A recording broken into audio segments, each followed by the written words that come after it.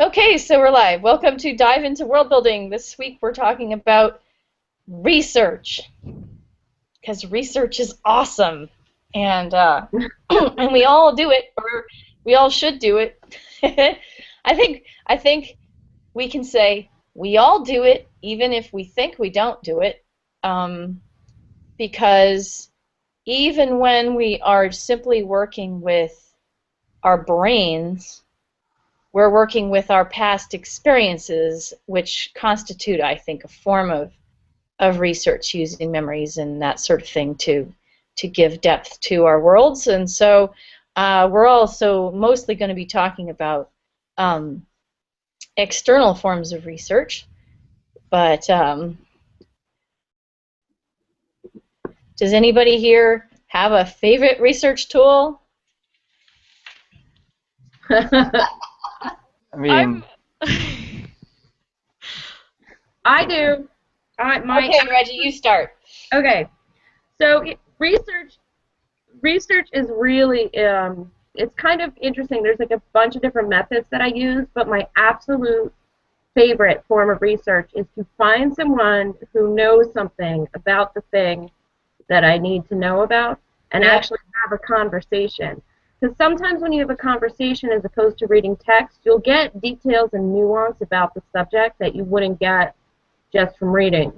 Oh, absolutely. So that's my favorite. I agree. I absolutely agree. That's a wonderful way to get information. And I think, culturally speaking, if you're going to be using any kind of real-world culture as an inspiration, that is the best way not to screw it up.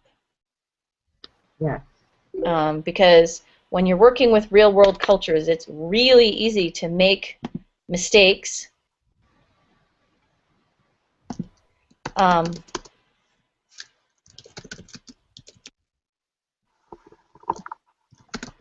got pinged by somebody. So it's really easy to make mistakes when you're dealing with, say, Wikipedia. You might get caught up in a Wikipedia war of which you were unaware and be getting bad information.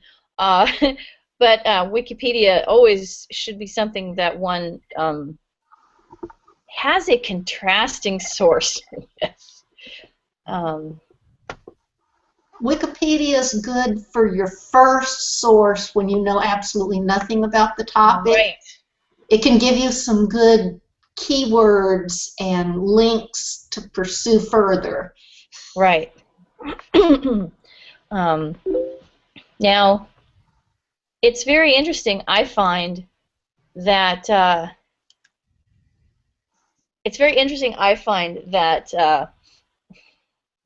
well, I like Wikipedia. I like using Wikipedia because, boy, is it convenient, right? It's a great thing to have out there, but it's not enough. And you guys know how much concentration I put on cultures in my stories. So I have huge concentration on cultures, and usually I don't want to be, in my own work, I don't want to be using outsider viewpoints. Now, Wikipedia is by its very nature an outsider viewpoint a lot of the time, but outsider viewpoints only have a certain degree of validity, or what shall we say, they are not very thorough.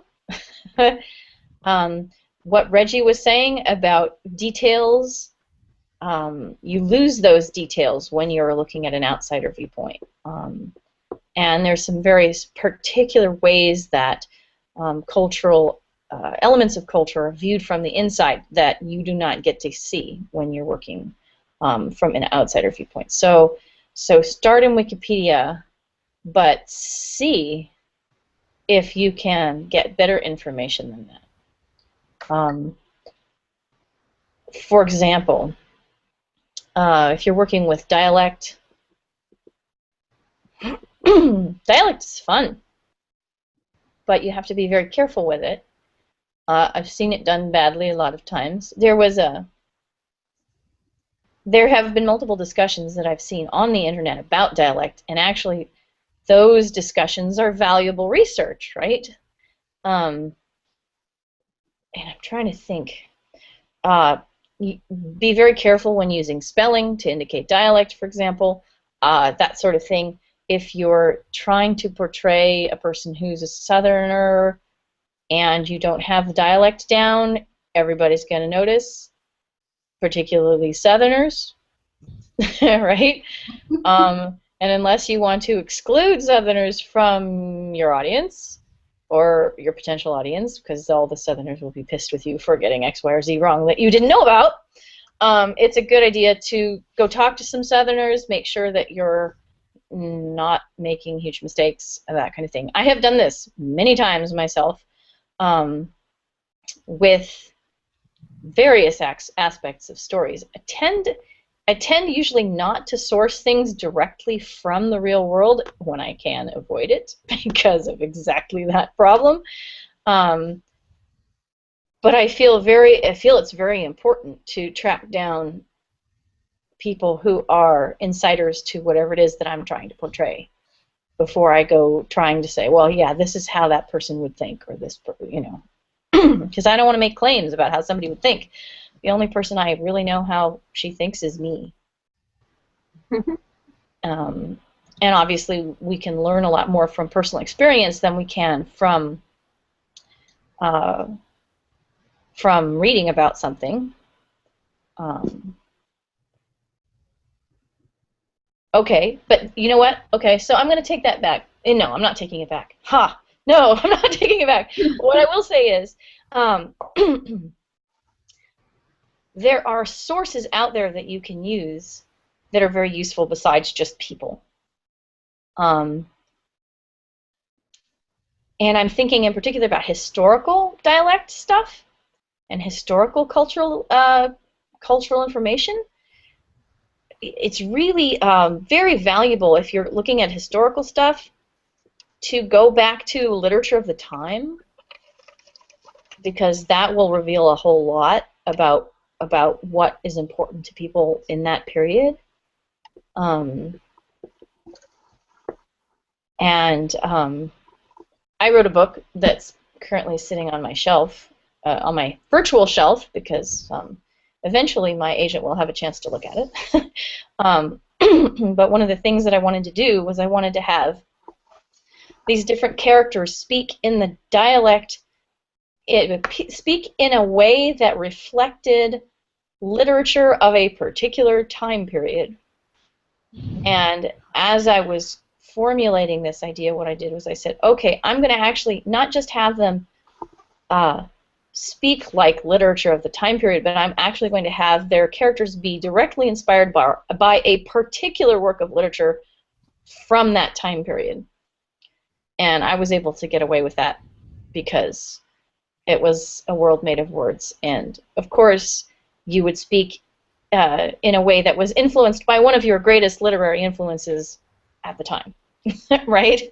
But I did. I actually went, picked out the works of literature that I wanted to use, read as much of them as I could, read as much about the historical context in which they were written as I could, because all that was very helpful to me in creating these characters. So literature can be a surprisingly good research source. Now somebody else talk besides me. Actually, there was something that you said a little bit earlier that I thought was really interesting in terms of perspective and imagining characters with a different point of view than you.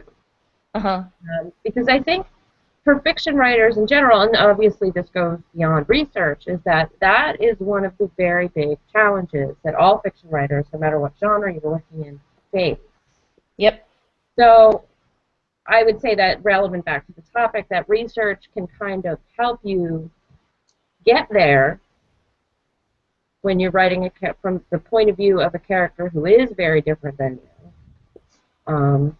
But I was wondering if anyone had any particular tricks about applying research to that to help you get into the headspace or make that imaginative leap in a way that will work on a page. Hmm. I guess I don't know if I'm just like not a very good writer, but That's but not I true, just Jay. I'm not sure I have that problem. I find it easy to empathize and think from like there was this thing, it'll never be finished, it'll never be done, it'll never, whatever, it's just monstrous and I'm done with it. But one of the characters was a terrorist Hmm. from this other culture coming in, and there was going to be a big plot, like she was going to manipulate the main character and they were going to like blow up the parliament. And I found it very easy. I read some things on terrorism. I like to do, if I do research, my two main things are like books and I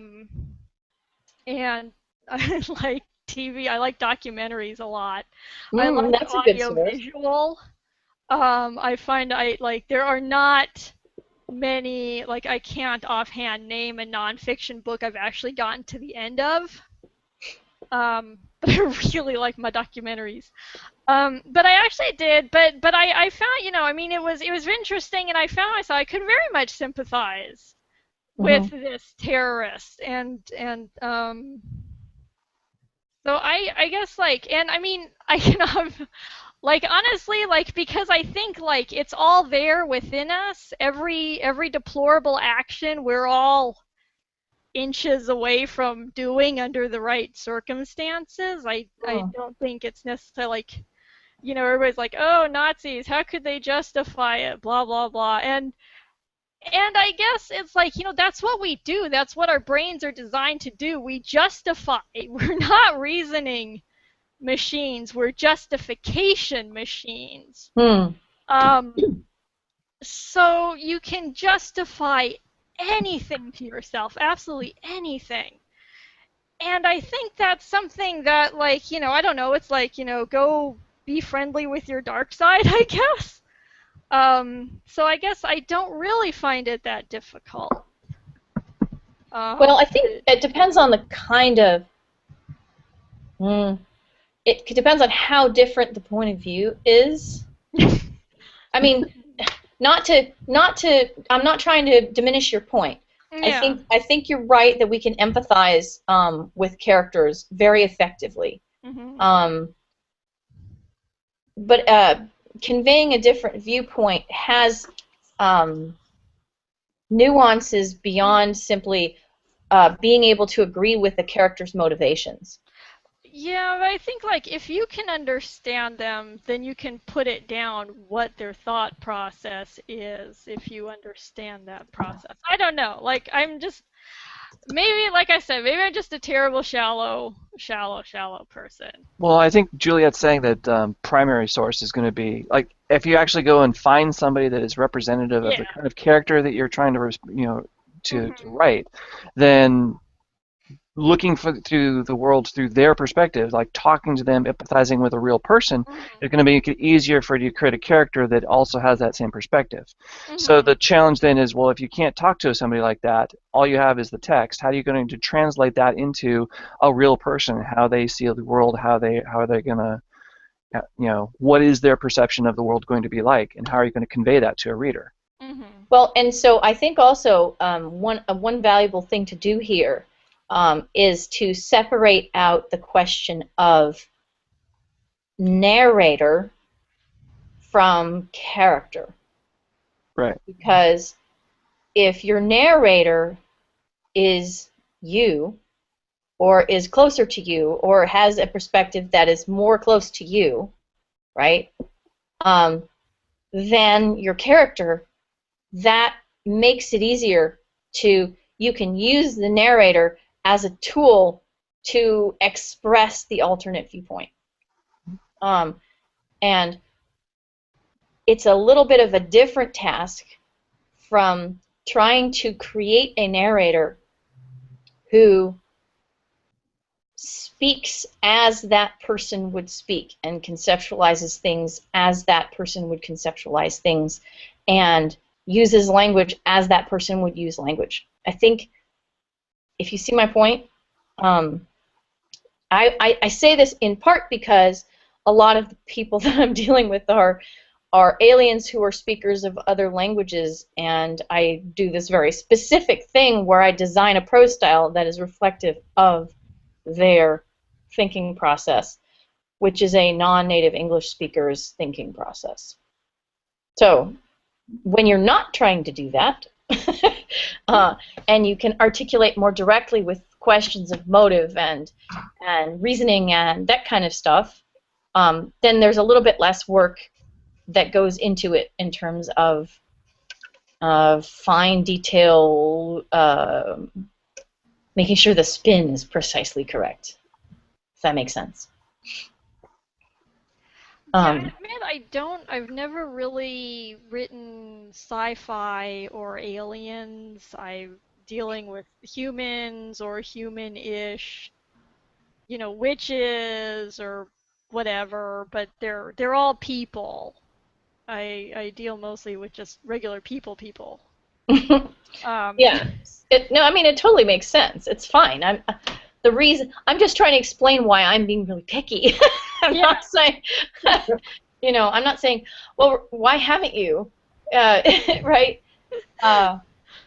Yeah, but I mean, I have, I'm not really good at sci-fi, so I write a lot of fantasy, and it is mostly, I guess I like to write about people, sort of. Well, I mean, they're all people on some level. Yeah.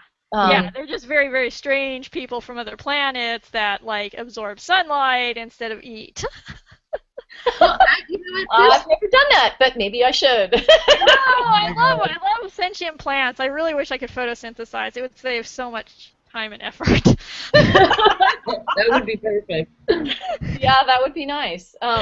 But here's a question, and this comes back to the alien thing, and I'm interested in this because I do have a project in kind of the proto stages where this is going to be an issue for me as I'm writing. But how physiology of, like, let's say, like, we're imagining an alien species, and how physiology would impact point of view, and how would you sort of, okay, so then you have this crazy thing you just made up in your head that you've got to get on the page, but you've got to make it realistic, so whatever the analog is to something that we actually do know on Earth, you've got to, like, run around and do research for that. Yep.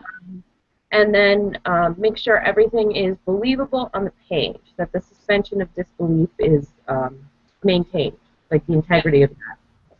Well, it has to be believable enough, I think. Yeah. Yeah, believable enough, and not everybody judges that the same way, right? But that's okay. Believable enough for us is probably likely to be believable enough for other people. It depends. But I was going to say, Reggie, that's a really good point, because knowledge of general scientific fields like physiology, or like anthropology, or archaeology, or even biology or chemistry, all these various different scientific fields can be super helpful to creating a story that works. And you see people come into the field who are experts in one thing or another, and it shows in the way that they write their stories. I'm going to point out Jay Werkheiser, who is an analog author and a high school chemistry teacher. He's a great guy, and he's written a whole bunch. He's written a number of stories for analog, but I can think of at least 2 that had chemistry at their core. And that was delightful, because it was delightful to see what an expert in chemistry can do with a story about chemistry. Right? Yeah, go Google him because it's really fun, right? And in the same way, because I have a background in linguistics and anthropology, I find that I go back to my understanding of linguistics and anthropology as it was constituted by all the classes that I took. I even go back to my books sometimes, Yeah. and I find that to be very useful. It's not a requirement for everyone. But if you have an area in which you're an expert, or a place, for example, another country or a specific subculture in which you are heavily immersed, that's an incredible resource for storytelling. And you should not discount that. I hope you're right. Why, you hope I'm right? Well, I mean, I don't know, but if there's something you're an expert on, Jay, I want to see it. Oh my God, no, I know. Well, do you want to talk about or even make mention of the things you shouldn't research in your story, or like? Okay, tell us about that idea. Well, the idea is, let's say you're going to have a story on like a fantastic world, and you want to have 2 moons. Do you want to? But the story isn't really hinged on it. It's not really a plot point. It's just aesthetic that you want to have 2 moons. Do you want to dive into all of the astronomy and all the effects of having 2 moons and what that's going to do to the tides and like the plant life and all that? I mean, or do you just want to have a second moon and just call it good? Yeah. Well, it depends on who you want as your audience. Right, but I mean, if like the characters don't actually care, if it's just there's another moon. I mean, if it's not, if it's, do you invest time and research into fixtures, or do you invest your research and time into things that are important to the plot and the characters? And I think that's a really good question. And my default answer always is you worry about what's important to the plot and the characters. Yeah. And then if it's in the course of your writing, you change trajectory and that somehow becomes that fixture that you thought was just an aesthetic rises up to become part of the plot, you can always go back and research that. Mm-hmm. Early on, when I first started doing this, I would get lost in research. Yes. And I would think I needed to know every little thing about every little reference I was making, and it would be months later, and I'd be like, oh yeah, here's this draft I should be actually putting words on. Well, I mean, look at Star Wars. Oh yeah. He does all kinds of stuff for no particular reason. It's pure space opera. I mean, we have 2 suns. Awesome. That's so cool, man. Yeah. Why not? It just makes it hot. It doesn't interfere with massive numbers of people having a ball with the story. Of course, it does make small numbers of people just want to bang their heads against walls. But if you're not worried about that. Yeah. Well, I'm enough hard SF that to return to Brian's example of the 2 moons. Mm-hmm. If you're going to mention the tides or something about the tide in the story, even if it's a very minor point, Mm-hmm. then I'd want to have some concept of what 2 moons are going to do to the tides. Mm-hmm. But if I'm not going to mention that, then no. So it's kind of what you're going to use.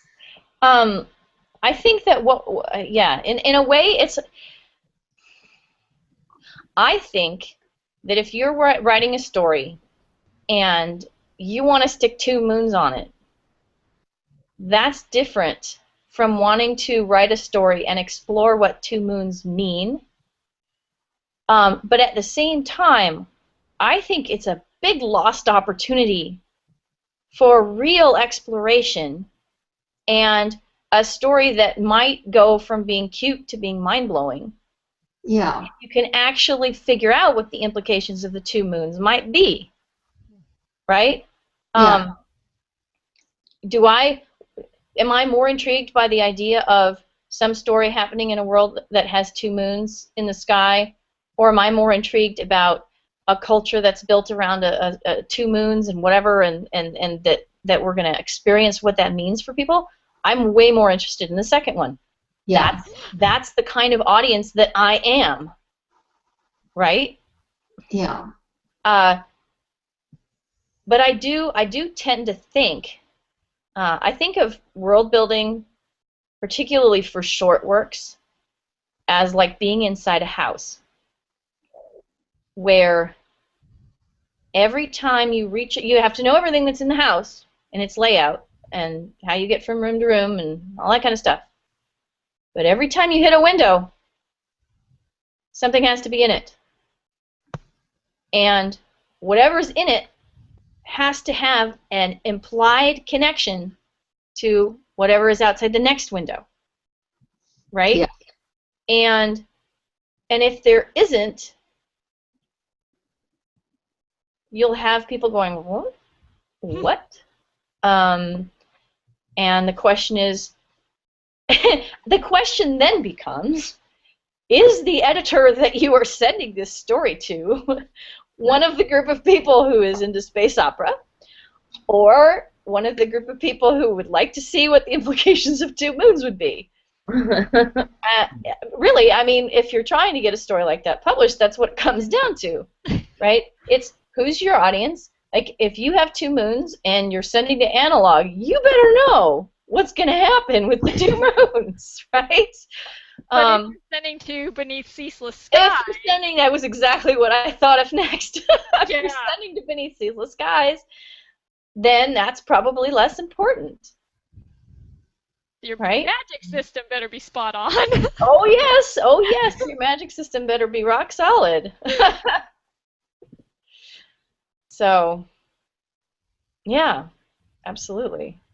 Let me ask a question since we're talking about markets. When you are crafting a short story or any piece of fiction, and you're thinking about your research for that piece of fiction, how much do you think about the market as you're doing your research? Because I have to tell, I'll be honest, I never think about that when I'm doing my research. I serve the story first, but I know other people have different approaches. Yeah, I guess I got good advice for Cat Rambo was like, don't say no for them. Right. Just send it in and let them say no. You know, that's kind of the best you can hope for, is you really just got to throw out short stories and see if something sticks.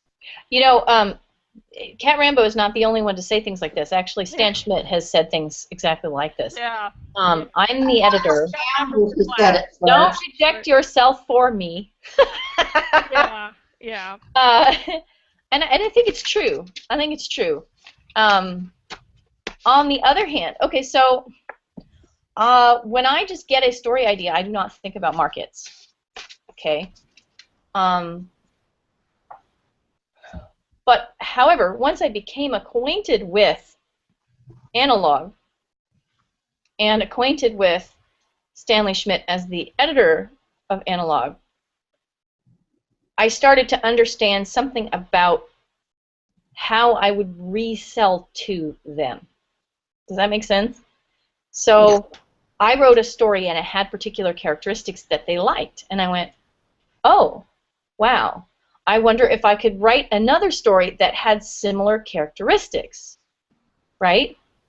And in particular, on the on the topic of research, my first story with Analog, the first ever letter I got from Stanley Schmidt was basically like, I like this story, but I've got a couple of issues with it. And I was like, oh my god. Right?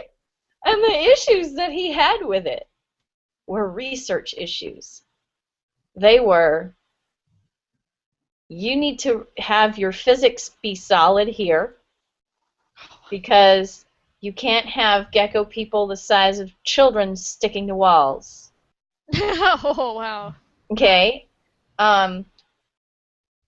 and you have to have a plausible resource that humans would want on this planet, and it can't be a made-up thingy. So, Unobtainium. unobtainium, yep. And I was like, well, okay. And those were statements that he made about the research that I needed to do in order to make this an analog story, because it's based on his knowledge of the analog audience, right? Mhm. And so I went back and I gave the gecko people claws, and I made them sort of backup walls, but not actually stick to them. Dig their claws in, right? Because the wall was kind of soft. And I went back, and it actually took me 2 attempts to get the resource right. Because the first one was made up thingy. That didn't go over well. And the second one was copper. And he was like, I'm not sure people would be crossing the entire, I don't think people would cross star systems for copper. And so finally he was like, why don't you just make it, bio stuff. Like there were rainforests on the planet, and it was like biological compounds for medicine kind of thing. And he said, do that. I'm all, okay. And then my first story came out in analog. but that was a harrowing period, because it was my first ever publication, ever. And here I was in this correspondence about research with a guy who'd been, publishing analog for 30 years at that point, and I was completely overwhelmed by the whole exchange and having to make sure that I had that correct. So let me tell you, when I write for analog, I have a very clear idea now of the things that I have to research, and in particular, like when I wrote The Liars back in when I wrote The Liars back in 2012, I believe that was when it came out, I started out that story because I knew that I was going to try to get it into analog, because that was, the kind of story that I had done for them in the past.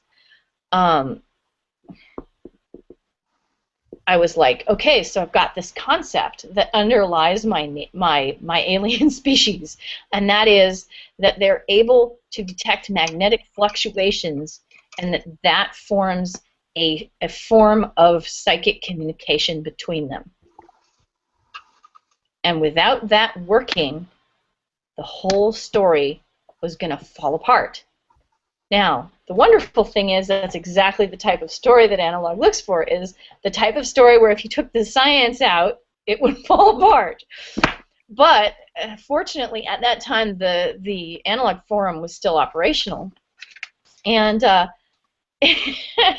and I went on there and I basically said, help me out here, guys. What do you think about the idea of a biological method for manipulating magnetic forces? I was trying to be really vague.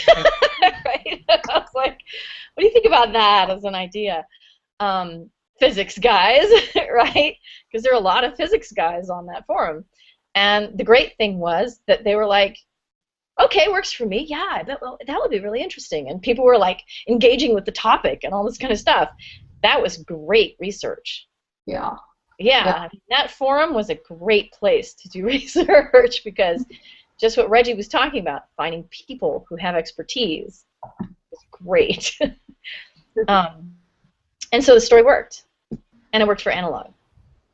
Now, as we've said, different kinds of things require different types of research.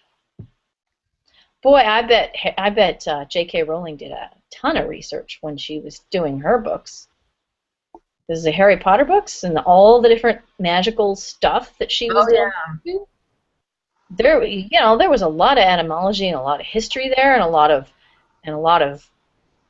all kinds of stuff, Well, it's interesting because, like, I like magical realism or urban fantasy. So I've done a lot of research in terms of like New Age stuff or like what modern day witchcraft looks like, and a lot of what she put in those Harry Potter books matches up to what I've understood about. Oh yeah, oh yeah, she did a ton of.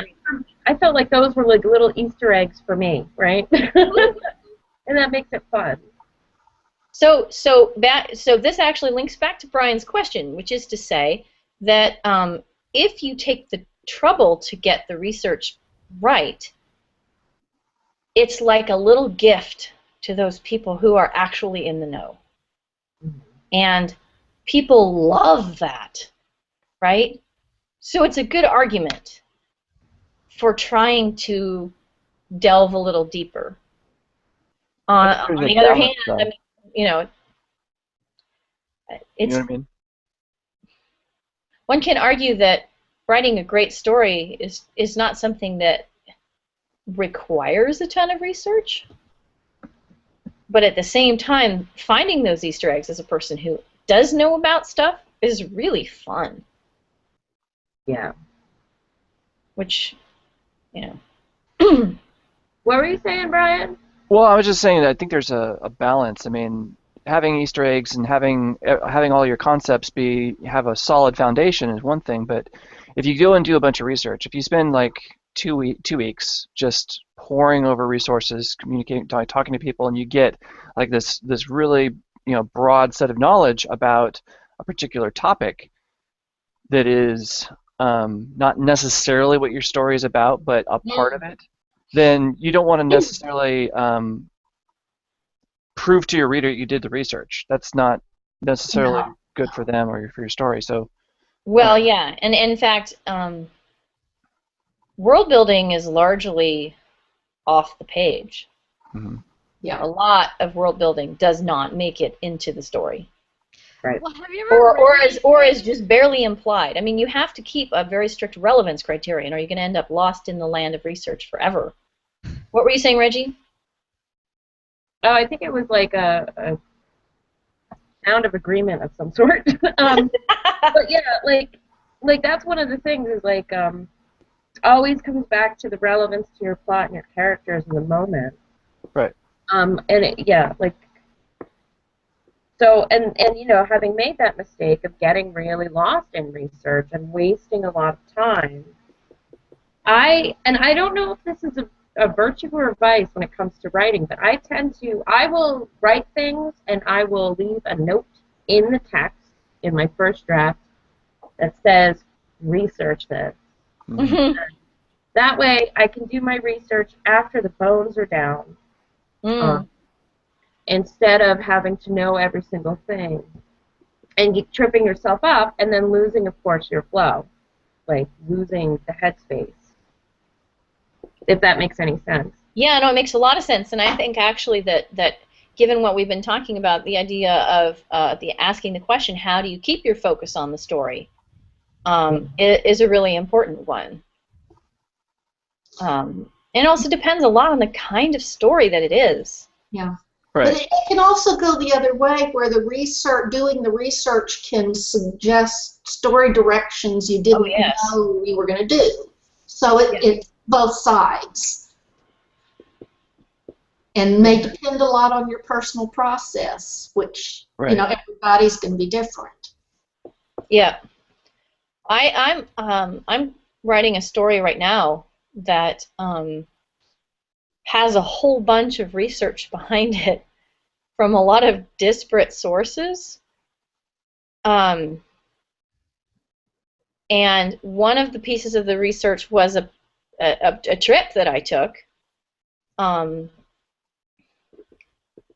Normandy, and another one is the history of my husband's ancestry in the First World War.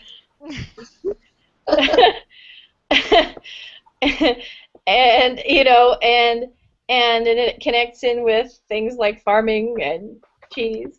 I mean, you get these weird combinations of things that come together, right?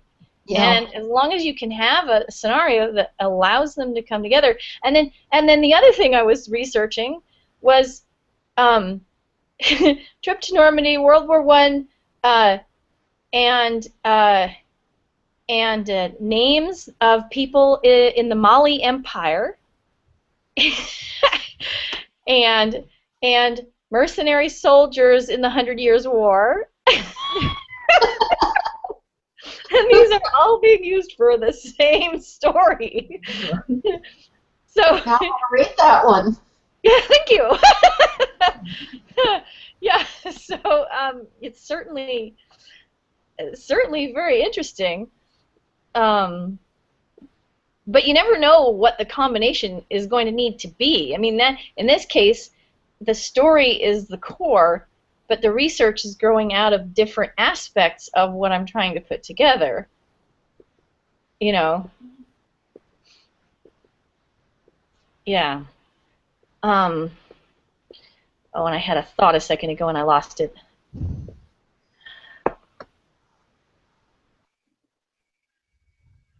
Oh dear. I'll think of it in a minute.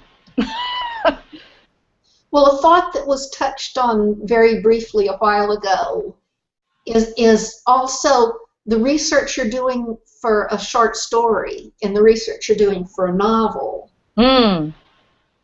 May be very different. Mm-hmm.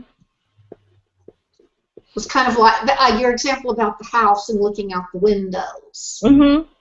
Maybe that's the short piece, whereas for the novel, you actually need to go outside.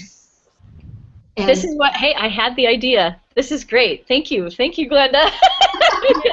This is exactly. Back in the day, we had Stina Light come on. Light. I keep wanting to say Light. That's Light. Stina Light, she's really awesome.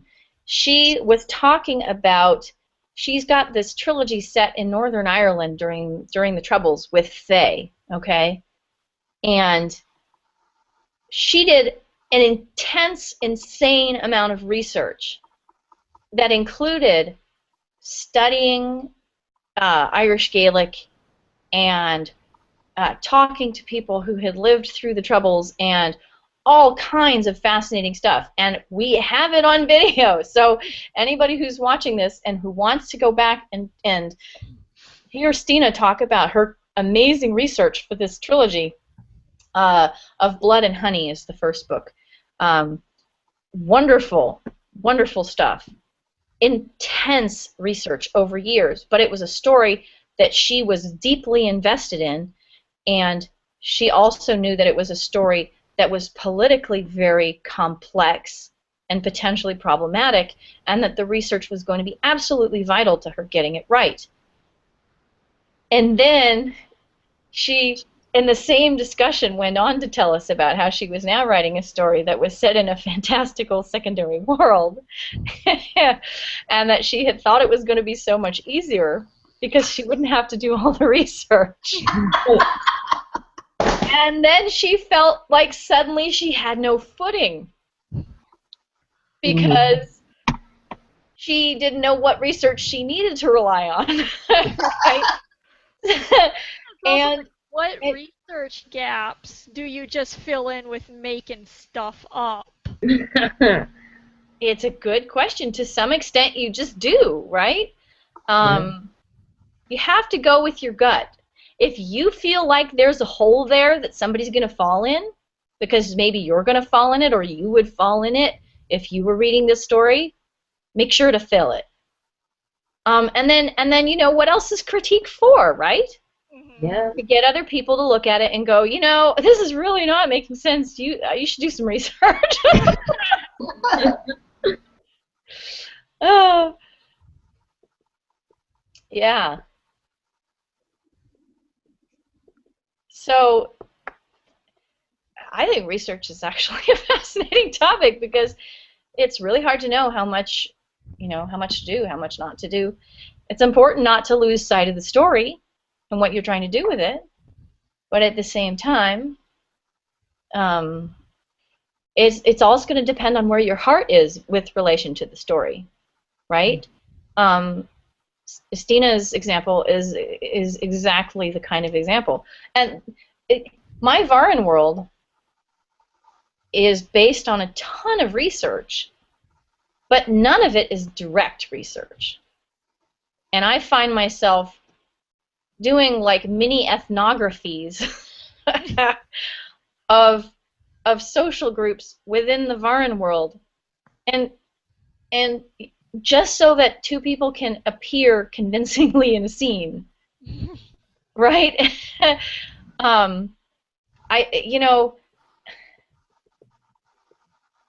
I started writing a chapter the other day. It was probably a couple weeks ago at this point, where I was writing a conversation between a member of the undercast of Varan and a member of the merchant caste. And I started writing the scene, and all of a sudden, things that I had never, ever figured out about the merchant caste started happening.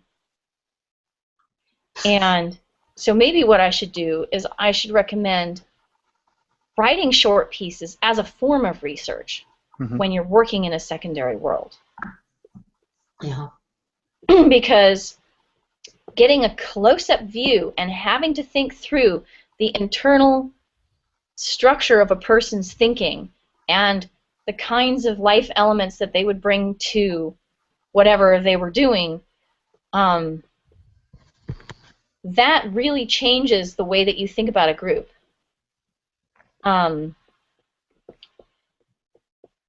And one of the things that I figured out as I was doing this, because of the type of place Varan is, a lot of things parallel our world, but run across it at a slight angle. And so there are a lot of things like phrases and stuff that people use in the Varan world, but that exist in our world, but they don't use in the same way. So when something happens out of the blue in our world, it happens out of the dark in Varan, because they're underground and they don't have the sky. It makes much more sense for something to come out of the dark, right? Yeah. It works the other way around too, and that was what came out of this little conversation I wrote with this merchant caste girl, was that I realized suddenly that the phrase "none of your business" was going to be an exclusively merchant caste concept in Varan. Ah. And all of a sudden, and this is actually worth thinking about, because all of a sudden I realized I have to go back to my whole finished novel. Oh my God. And make sure that nobody's using that phrase. Now, I have a pretty good gut feeling for how people think and whatever, but I don't trust myself not to have used it ever in the entire 125,000 words of this novel, right? Now, of course, 100% consistency is something that one will never really, really achieve. Well, real life isn't going to be 100% consistent either. So. Well, that's true. That's true. It just, I mean, it has to make sense within its sphere, right? Right. But I was really happy to have figured this out, because thinking of things in terms of business seems like a really merchant caste thing to do, and emphasizing that in the world is going to strengthen the portrayal of every merchant who walks on screen in a figurative sense, because I don't have the movie book deal yet. but you see my point. Every time you see one of those people, having figured out what a metaphor would be that they would use, it's really important. And the other thing that, as the other topic that I find absolutely vital to understanding characters and working with them is psychology. Yeah. Mm-hmm. And when I have particular psychological issues that a person has, I do some research into it.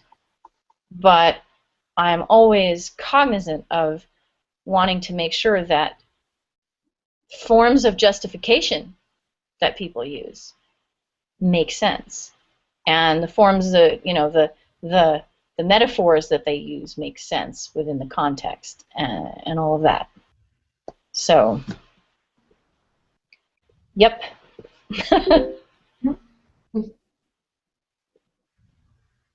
Any other thoughts? Because we are getting to the end of our thing. Recommendations for people who might be looking for resources or other things?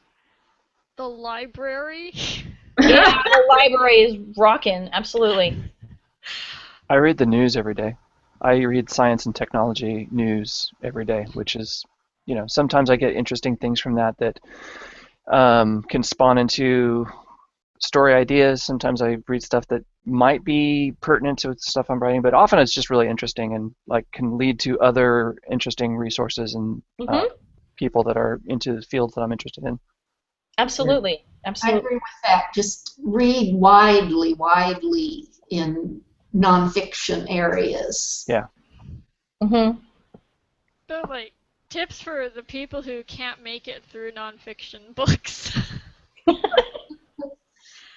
Start the children's section of the library. Actually, one of the things, and this is very married to my very first thing that I said, which was I love talking to people. If you can't make it through a nonfiction book, but there's a nonfiction topic and an author who's an expert that you're interested in, listen to interviews, radio interviews, as you're working on other things, and that'll spark some stuff for you. Yep. I find sometimes with audio I have an easier time remembering. I don't know why that is. Yeah. But it's not always true. Inconsistency. I like audio visual, so I really enjoy documentaries. Mm-hmm. But an interview will give you sort of the cliff notes. Yeah. Really. Yeah. I know.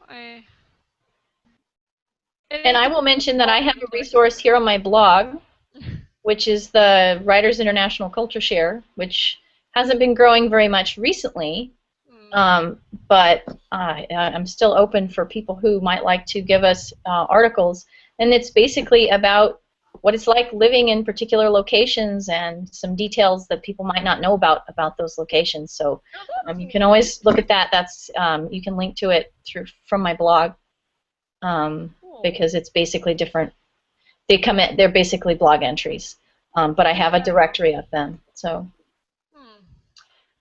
and we're at noon, so I'm gonna stop this. This has been a great chat. Thanks, you guys, for a great chat today. You're welcome. Oh, do we have a topic for next week? I can't remember. I don't think we do. I don't think we do. Ha ha! So, I am not sure.